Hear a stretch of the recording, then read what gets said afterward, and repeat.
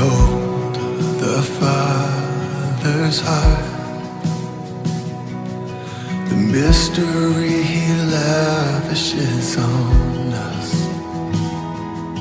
is deep, cries out too deep. Oh, how desperately He wants us.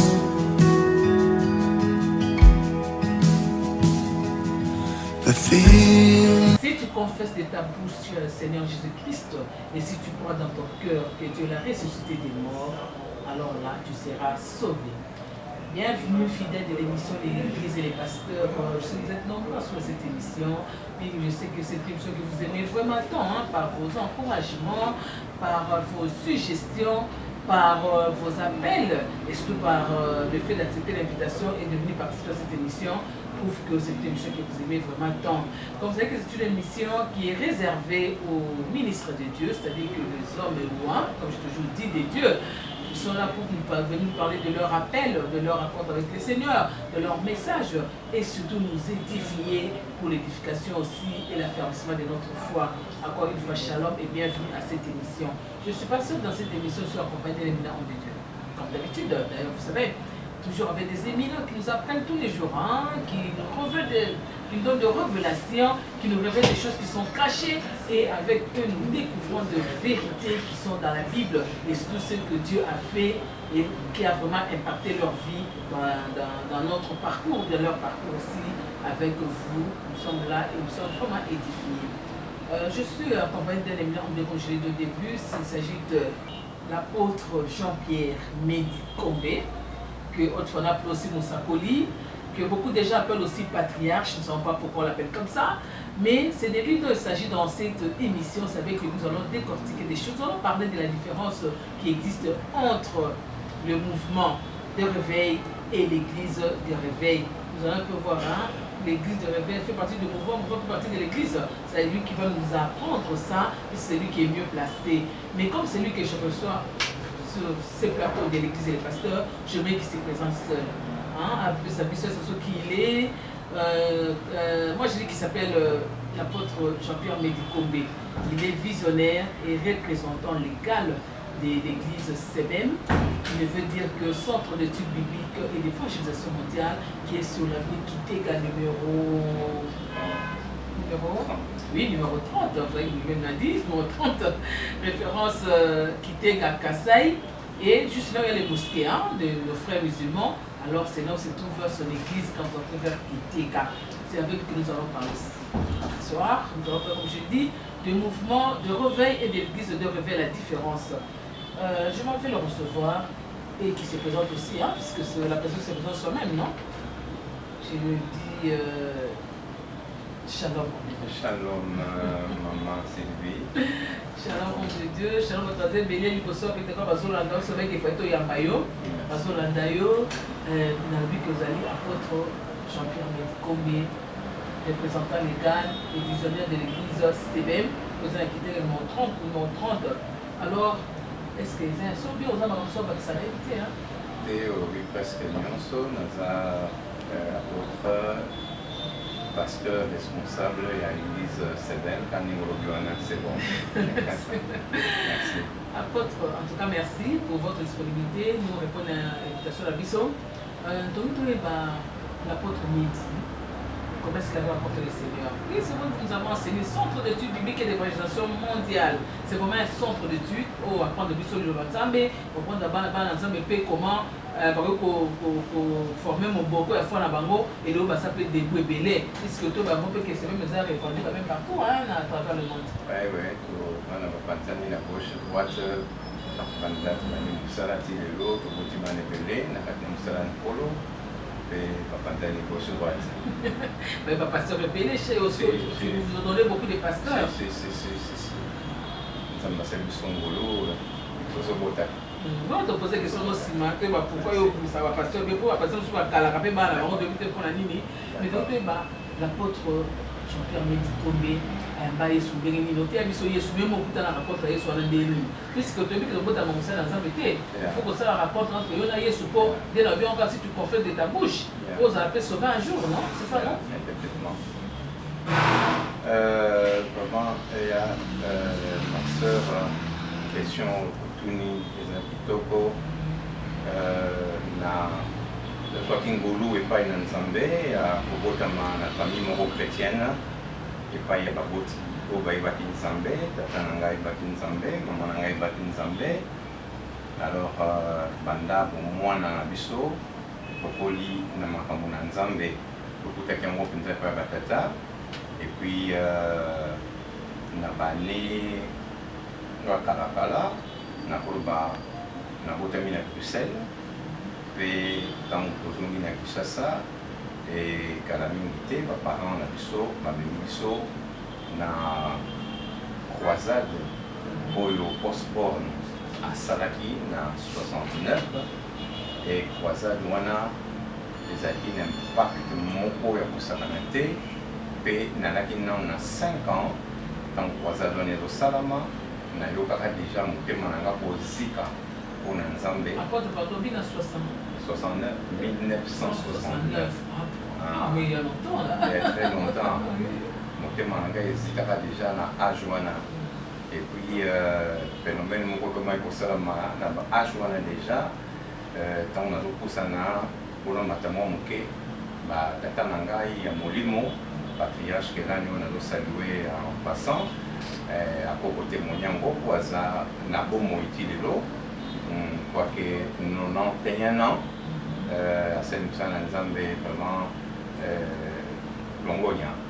Alors batata bamonaki ngai na bambula wana deja naza Nikodime me nazobenga bakamarade na nga baninga tokendaka ndako ya Nzambe moko nazoimite makambo oyo batata basalaka soki apesa communion nga mpe nazwi ntina ngai na mapa nazokabula bato moko soso akufaki nasali mpe kilte na ngai me mpo moto akufi te nga mpe na bati koteya na matanga. Donc,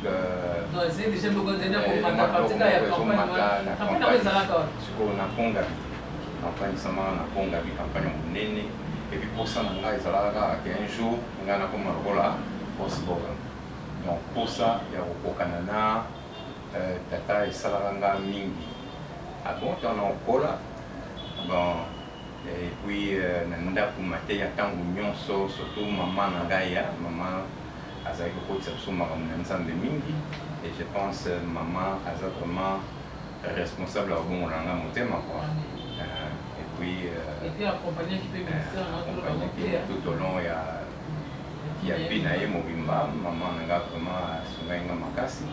Et puis nazalaki na makolo ya patriarche banda bomwana nde na lutoloba wana patriarche Kelani na 69 après croisade à Osborne bamemaki biso kuna na église ya Kigoma toumeli ti ndenge betape nyonso abi nasali na ministère wana nasali yango elongo na patriarche. Donc ça fait 52 ans oyo toza nango na patriarche Kelani et fier d'être son fils. Vraiment, on a apôtre à quel moment on a besoin de ça. On voit déjà qu'il dit que son père spirituel c'est le patriarche Kelani, papa Kelani, autre fêté 91 ans d'âge.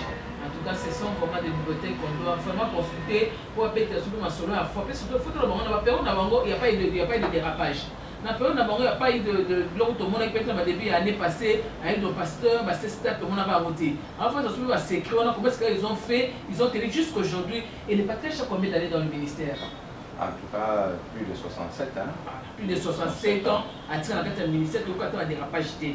Mais tout le temps, Moussapoli, Mehdi, l'apôtre, c'est vrai qu'on va dire qu'on imiter le patriarche Kelani dans ça depuis moi. Mais elle mieux que vous sentez vraiment peine. Comment vous avez senti votre peine? Les témoignages ministériels prouvent que vous êtes devenu aujourd'hui apôtre, bien pasteur, dans le ministère, dans le ministère, vous êtes ministère, vous avez appelé sur vous aussi, vous avez appelé à l'autre. Oui, nous avons sentir que nous avons chaque ngai na mandé nazala serviteur de Dieu. Et puis tant que vous avez un combo na yonani c'est patriarche qui est à côté de Monyango, Jean-Pierre Dieudonné pasteur, Jean-Pierre Dieudonné pasteur. Et puis Kelani père mo bananga yo bozala mosakoli. Na ako me mangaya, mazo bisanga yo bozala mosakoli munene. Et c'est comme ça que Nathan Okola c'est vrai que dans le bâtiment que nous avons mon centre était dans le Wakape, malgré que nous avons la famille chrétienne. Mais na kokoso mingi pour Nzambe a bisinga mingi quoi. Pour déjà na ki bunda entre ministère na quoi. Mais Nzambe a bisinga longinga quoi. Parce que moi habite à Canapso singa na kimato ki ya obendo ka kozonga. Posa eloko na. Ouais. Parce que na so s'est rappelé déjà na âge à 10 ans, na kuma déjà voté na zote le mana ba coin balabala ba tondi ba tali mwana moka muke ya mundele azote ya ba to kamwa ba tunso to kantsanga na osalaje wana kuzana ex-Zaïre, na bata Zaïre na zote ya na ba coin balabala na zote ya na ba wenze na te na ba pula ba bisa na zote ya mususu moni na matina ba kiti likolo kiti bien pour la mesa na tango na biso wana moni tozalaki na bakiti ya plastique te tozalaki na mabaya moni na mati likolo ya libaya moko boye servir ngai lokola plateforme lokola podium mpo ngai na teya et puis ntango nakomi na 16 ans batata na ngai molimo bamoni ke non po tosala reconnaissance ya ministère to reconnaître ye babando benganga mosakoli place obengai mosakoli medi va reconnaître que Naza est évangéliste. Et puis, Banda 16 ans, bon, qui n'a probation naturelle, Banda 16 ans, il est là, ça fait 41 ans. Oh, Nazara, n'a pas été à Moussalankolo, donc n'a qu'une ni gauche ni droite. 41 ans, mais vous avez été ordonné consacré. Si. C'est-à-dire que 16 ans, on va reconnaître, on dit que les gens ont la consécration de la reconnaissance à ministère, les a c'est des reconnaissances, mais quand on a vendu beaucoup, ça n'a pas été un membre de l'amour, on va y consacrer un rappel le serviteur de Dieu ordonné. Si après consécration, bien avant consécration, on a invité le message, nous avons appelé ça qu'on a vu sur ensemble. Parce qu'on dit que quand Dieu appelle quelqu'un dans son ministère, il donne un message. Vous pouvez conduire tout au long du ministère, le message à nos équipes. Ah oui, nous avons appelé ça un message. Il y a quoi? Nous avons appelé ça un message. Il y a délivrance, il y a guérison. Message. Donc, il y a espérance. Voilà un message pour la personne là quoi. On a parlé sur l'espérance, sur la foi, sur la guérison divine. C'est ça. Quand vous avez besoin de comprendre l'apôtre dans sa profondeur, dans son loma, vous avez que le message d'espérance, la guérison et la foi. Et c'est vrai que ça s'est manifesté dans ma campagne. On a comme ça là, puisque vous voyez que dans ma campagne, quand on voyait les campagnes de l'évolution, quelque chose qui l'apôtre média, comme média dans ça la mort. Oui. Na bandi déjà dans les années 80, tout ça dans la campagne, Nzamba Songaki, tout ça les croisades belé, na ville à Kinshasa, et puis Nzamba a bikissimili mo belé, tout le monde va te belé pour y en avoir, tout le monde va te belé pour bica na malade, belé pour toi délivrance par rapport à l'esprit aux zéro kangabango, et puis chez Bikia na démarabatu était Nzambe azana bomoy. Mais le fait la campagne d'évangélisation ici à la croisade de la conférence, la convention, mais la campagne d'évangélisation ici là, vous continuez à étonner. Et pour autant, c'est trop dire, mais seulement toujours vivre époque. Comme on dit, une époque où il y a l'évangile, te délai, batebele nganu bayebaki makambo na Nzambe te par rapport ya oyo tozobenga ndenge navaki na introduction ntango ozoba mouvement Pentecôte, mouvement ya réveil na église de réveil omoni tozalaki na ba catholique ebele, tozalaki na ba kimbangiste, tozalaki na ba église traditionnelle na mboka oyo missioni mpe asazwaki racine na mboka oyo. Alors, mouvement ya Pentecôte, nanu ezwa kipenza epandaki te ezokota, donc ndemoni lelo bato ebele babongi motema ntango ngai nazoteya toza komona makambo tomona lelo te baeglise balabala moko 40 église 50 église na avenue moko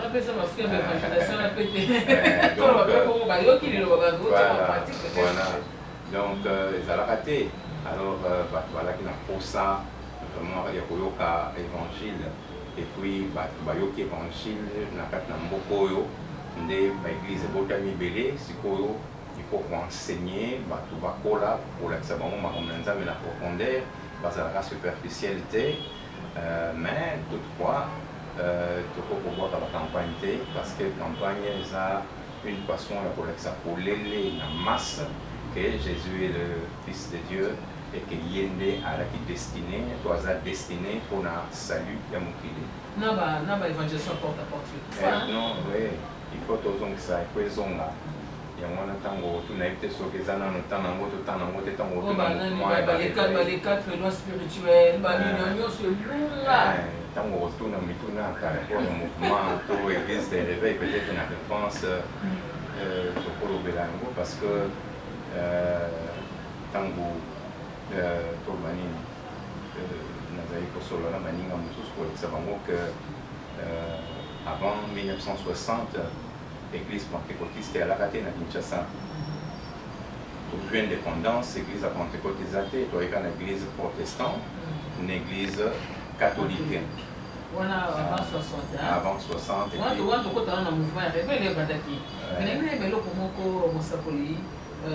J'ai dit ça au début, que Obinisa n'a rébellé. Aujourd'hui, on a dit que Bidona Papa n'a eu 52 ans ensemble. C'est-à-dire qu'au fond de ma patriarche qui a pendant 52 ans, bien que vous allez visionner l'église, mais on a alors qu'est-ce qui se fait, c'est que Obinisa Ban. Mais moi, je ne sais pas comment je suis grâce à Ban, mais je sais que Ban a partout, c'est vrai, partout, répandu à travers le monde. On y a servi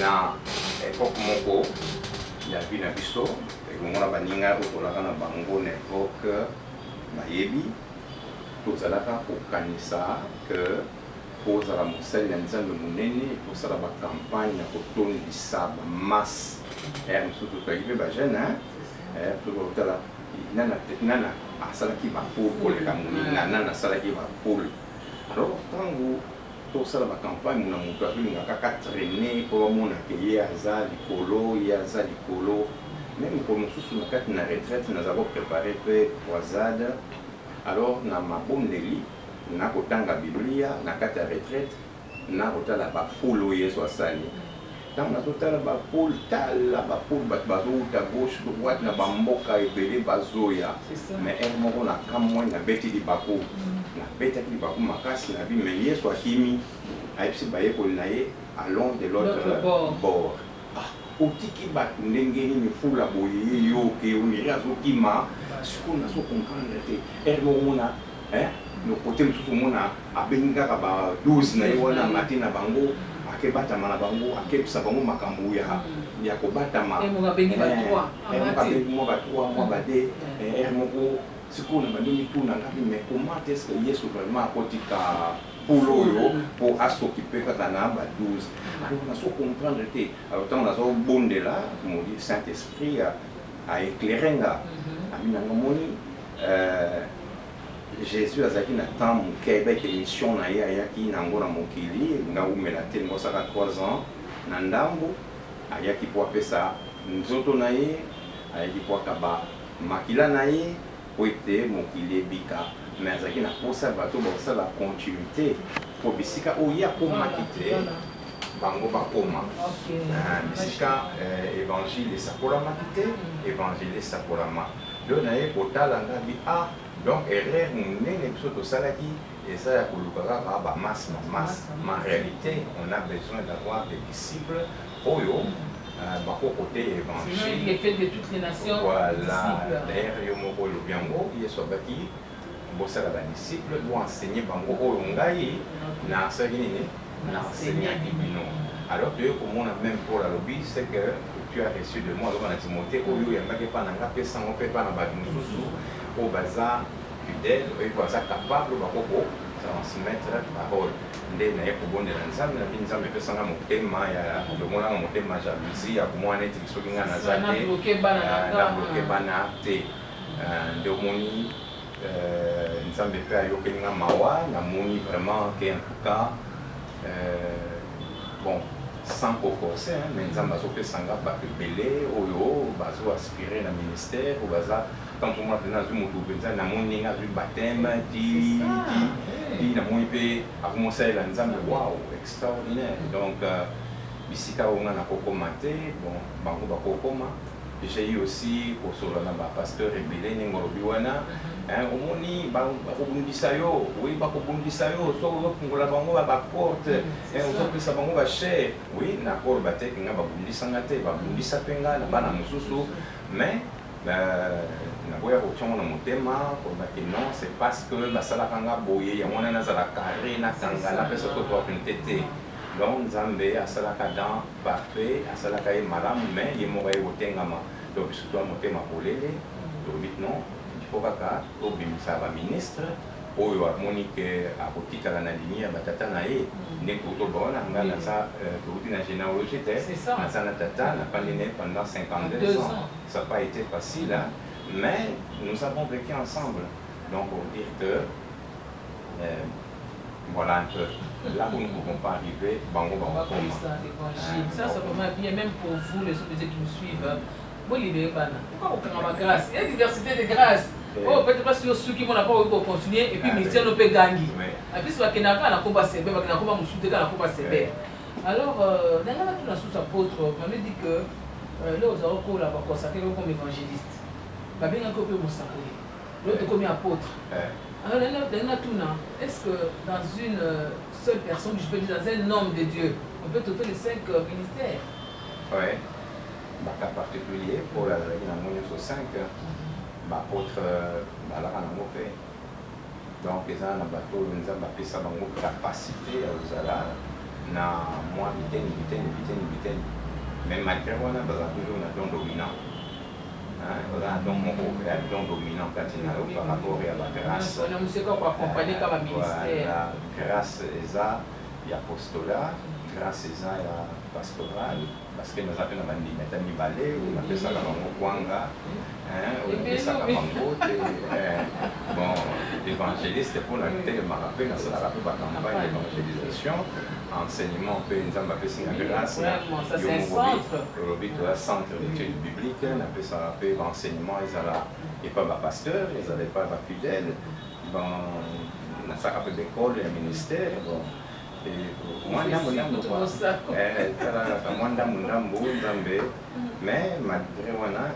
il y a toujours un don dominant parce que évangéliste. Voilà un des dons dominants. Merci beaucoup, fidèles et à l'église et les pasteurs. Vous avez compris qu'on a terminé avec les premiers volets de l'émission. Et on a la deuxième volet, la différence entre mouvement de réveil et l'église de réveil. Mais avant toute fois, je m'en vais d'abord donner des programmes. Nous avons l'église Béni des Dieux avec l'évangéliste Ernest Mbongo où on a un programme Zobanda de 16h au 18 à partir de 16h30, 17h sur l'avenue Kivula numéro 3, l'église Béni des Dieux à Kitambo, 16h au 18h dans l'avenue Kivula numéro 3, l'église Béni des Dieux, des places Oyo, l'évangéliste Céleste Mbongo à Zakokamba. Mais dans la préparatif, il y a croisade des alliés du 7 au 18 août, où ils ont la thème invitation à Jésus. Invitation à Jésus, ils ont une campagne Oyo Babi Kitambo en feu. C'est une campagne qui regroupe toutes les églises de Kitambo, mais c'est l'église Béni des Dieux qui organise cette campagne. Nous avons la venue qui vous là, on a le montant devant l'église Béni des Dieux avec l'évangéliste Ernest Mbongo. Lui-même, il reçoit chaque mardi à partir de 7h30 jusqu'à 12h quand on a l'église. Il y a aussi le Bolélé Ministries Network qui organise une grande conférence de leaders et convention de puissance. Et ça, la thème Nango, recevoir la puissance du Saint-Esprit. C'est les orateurs, il y aura le bishop lui-même, Josué Bolélé, Bomolo, de la RDC. Il y aura aussi l'évangéliste José Luis Martinez de Dallas, aux États-Unis. Il y aura aussi les prophètes Yokina Katombole de Uganda. On va organiser à partir du 21 au 25 juillet. Ils ont la salle labyrinthe, dans la rue Kabambar. C'est la conférence de 8h30 à 12h30. Et puis le soir, c'est la convention de 16h30 à 19h30. Ils ont la salle labyrinthe. Papa Sola, juste la ville Kabamba, Wana, Kinshasa, des places Luluana et tout ça, du 21 au 25 juillet. Mais on va en parler, hein? On va parler au style Action sur prochainement. Alors nous disons aussi merci vraiment à l'attention que porte cet homme de Dieu pour cette émission. Nous voyons l'apôtre Clétus Mwamba Désiré. Dans ma mission, à ce qu'on a en train de faire la mission évangélique, Kanege apôtre Megalobi. Et puis il y a aussi les pasteurs de Gola, Maïnga, il est passé na Goma. Na Goma, na évangélisation. Ce sont ces gens-là qui soutiennent cette émission. Et puis merci à tous qui êtes nombreux à travers le monde, au Bolanda Bisso, la télévision sur l'église et les pasteurs. Alors, tous hommes, la plateau de Bisso avec notre invité. Je ne sais pas, Papa Langaï, l'apôtre Jean-Pierre Mehdi, sur le PCB, c'est un programme pour nous préparer avant de retourner. C'est parti à l'émission. Ok, c'est même dans un programme le mois de juillet. Pour toujours péter 30 ans. Déjà. Oui, pendant CBM et Botami. Moi, les années 30 à CBM, mais 30 ans, il y a déjà, vous avez 40. 41. 41 au ministère, mais CBM est quand même pasteur. On a fait pasteur, on les a en somme de 30 ans qui peut-être lui, il a confondu avec l'église et le ministère. Le ministère, on a déjà pasteur avant CBM. Donc, ce qui est là déjà Nzambé, avant même Nabanda, l'église CBM. Mais CBM, il sans avoir le 19 juin, nous avons fait CBM, le 19 juin 1991, au Ningabé sur le vocal, français, bon, 91. Donc, nous avons fait ministère de l'église CBM. Les lots, pour 30 ans, mais pour pousser en gros pour battre tous à la vacances, les grandes vacances, pour pousser en gros en juillet, vers la 3e semaine du mois de juillet. Peut-être dans nos années le 21, semaine on est 21 ou 25. Et aux années là-bas. Conférences, témoignages, consécration, il y a serviteur de Dieu Moussoussou, programme, il y a réjouissance. En tout cas, débat, atelier. En tout cas, on ne manquera pas mon équipe et moi, Troya, pour nous avoir une image, puisque 30 ans ça s'est fait. 30 ans, ministère, les blagues d'église, 30 ans. Et pensalité, mais beau petit, beau tendé. Vraiment, c'est quelque chose à louer. Tu vas à la reconnaissance. Tu vas à la reconnaissance. Et puis, on a beau là, on sur une ambassade à quoi. Donc, commémorer, célébrer. Voilà mon ensemble. Comme on la mitema ebele, dans le palmarès, c'est plus de milliers de gens qui ont baptême. Si on a autant de banda, qui ont baptême de l'église Wana, c'est ebele. Au l'église, il y a un mariage ebele. Au Taliban, il y a un tata, baboti. Donc, vraiment, qui banne, mais là, pasteur, Fabrice, le pasteur Fabrice, Nadia Billet, tout ça. Namon Norbert, bien que il est en Europe. Namon Papa Jean, le sec. Voilà. Papa Pakou. Donc, parce que Bélé, il n'y a pas de télévision regardée, puisque parce que Bélé, moi, je vais l'émission en Ghana. D'accord. Donc, pour comment tout célébrer. Papa Abraham, pasteur Abraham, tu vas comme le pasteur, maman signé Kézi, mais tu vas ça, le pasteur, va aussi faire la carte à Diacébène. Effectivement. Papa Adon, Kachama. Non, yo pentoyi, solo. Vraiment, en tout cas, tu as pour célébrer 30 ans il y a CBM. Tu as célébré Maman Kassi. Alors, tu as deux parties dans la vie sur différence entre le mouvement de réveil et l'église de réveil. Alors, l'apôtre Jean-Pierre Mehdi, maintenant, nous parlons des réveils Golbani. C'est une question de sens général. Pour tout le monde, mouvement de réveil pour le Congo, pour donc pour le Congo, surtout au Congo, donc si vous savez pas confusion mouvement de réveil na église du réveil au Congo. Tout ça na ka sambuka so. OK. D'abord mon réveil, mon bateau basé éveillé hein.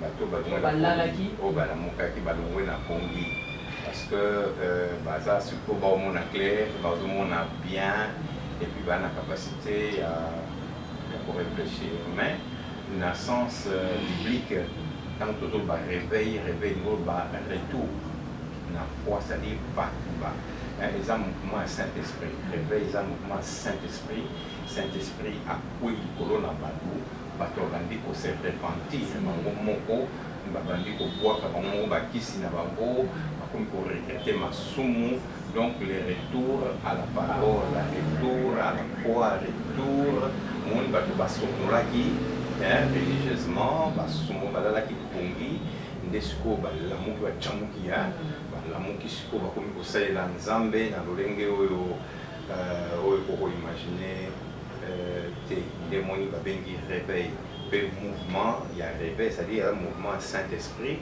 oyo akoti makambo kwa pona ola musa population to ba chrétien na bonzambe ya solo créé l'église de réveil c'est-à-dire église de réveil c'est église oyo eza église ola muka et bato baboyi masumu bato bali kosala nzambe dans la sanctification dans la justice et puis dans la sincérité. Donc, vous avez fidèle de mon église, l'église de réveil, mouvement de réveil, mouvement où il me réveille.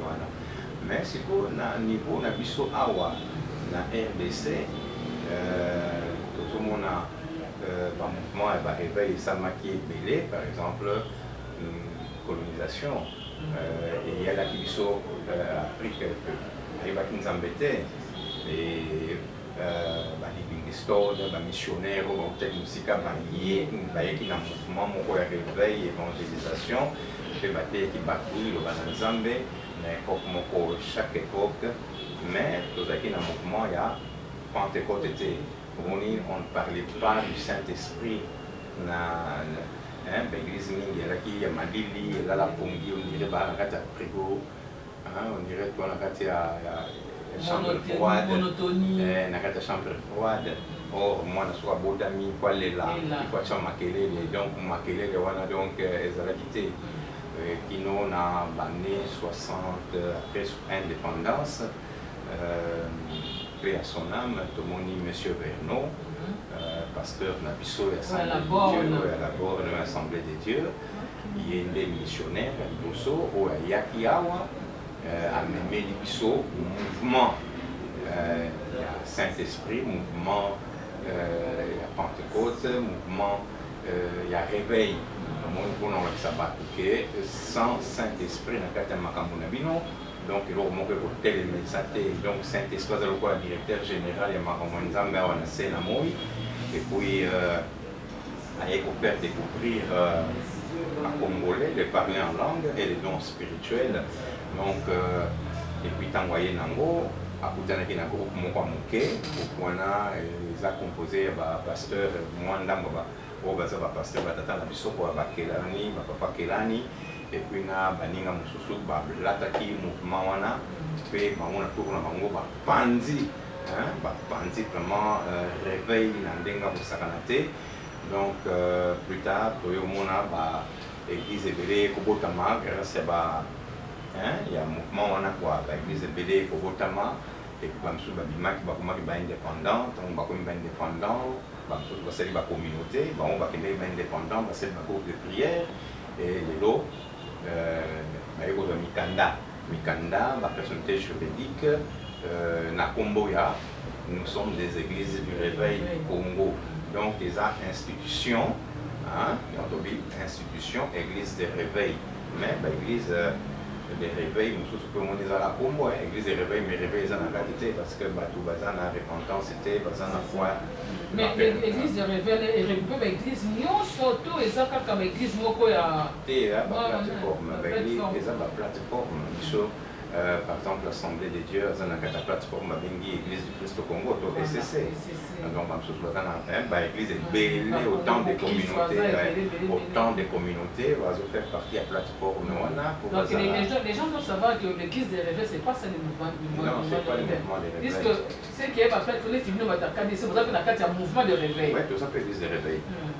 Il y a un mouvement de réveil. Il y a un mouvement de réveil, mais il y a l'église des réveils. Mais la plateforme est la plateforme, il y a RSCT. Donc, plateforme, il y a SCC. Bon, il y a SCC, il y a Michoni, basé Belé, pour nous, ça va Michoni, Bazanakati, bon, l'Assemblée des dieux, Banakati, Batunenadeng, sur l'église des réveils, bon. Mon ara combo l'église des réveils, mais je suis expérimenté vraiment réveil en moi solo et puis je suis comme ça à Mikanda l'état où ils ont couvert pour pas fonctionner calmement mais sans pour autant expérimenter réveil selon Bible et numéro.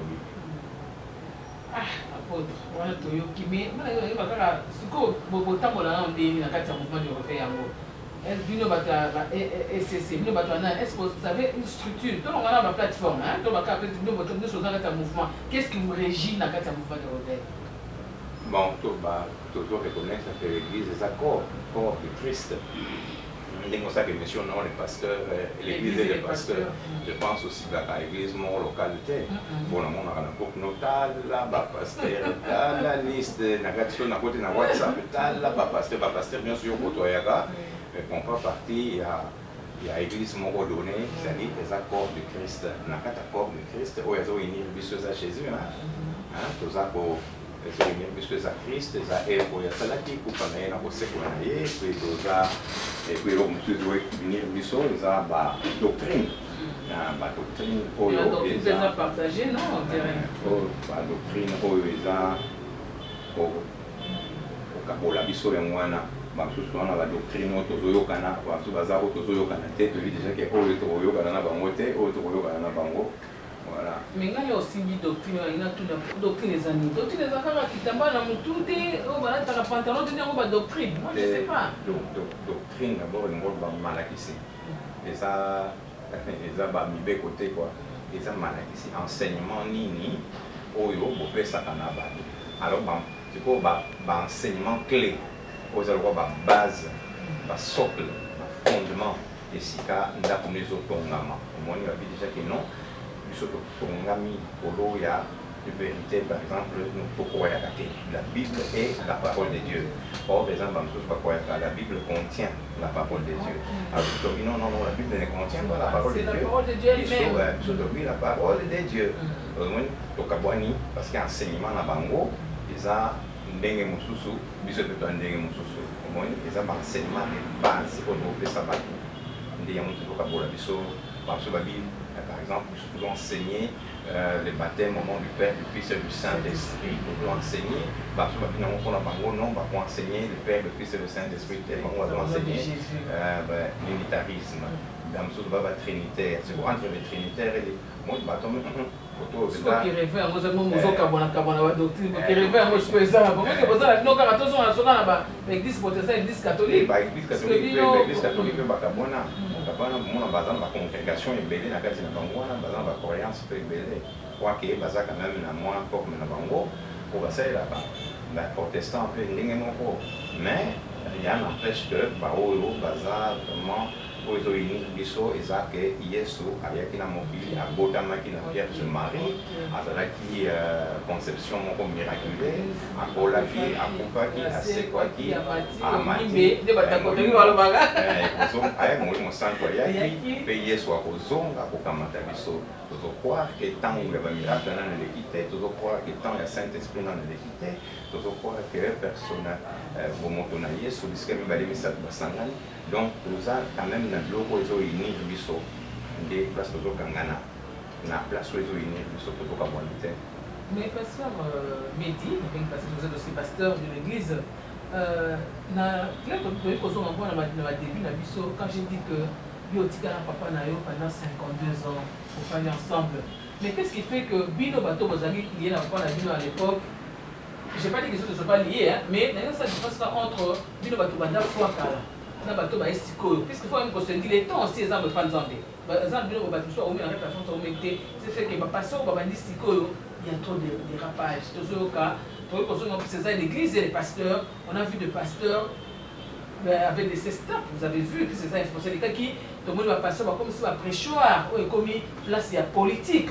Naïveté, est-ce que pour nous, on a déjà un ancien dans la foi, un patriarche, pour nous réaction dans les années pour nous quoi?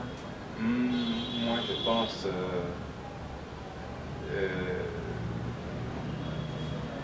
Kupanda na makolo ya batata kuumela eza important mpona nini tokima ekotikala makolo ya batata parce que soki olingo dérape omoni okoyeba déjà ke nakozwa mwa egogo moto akogangela ngai mais soki oza na motu akoloba no te yo moni ke yo moko komi responsable na zanga moko moto akoba na ngai eza loko te omoni place depuis ya dérapage ebanda mais sango yo ozoyeba déjà ke non il y a autorité moko aza likolo na ngai oyo akogangela nga mokompi na bino na réunion moko tokutani na réunion moko ya bapasteur toprépare anniversaire ya patriarche kelani babengaki bapasteur ebele baorganize siko moko alobi na namonaki apôtre medi ntango azalaki nano fidèle biso nyonso toyebi déjà mosali na nzambe biso nyonso toyebi mosali na nzambe na namonaka ye fidèle mais malgré wana malgré notre sœur toza quand même batata toyebi déjà que non tolimi tozala na se ya batata po batata basalaka so quand même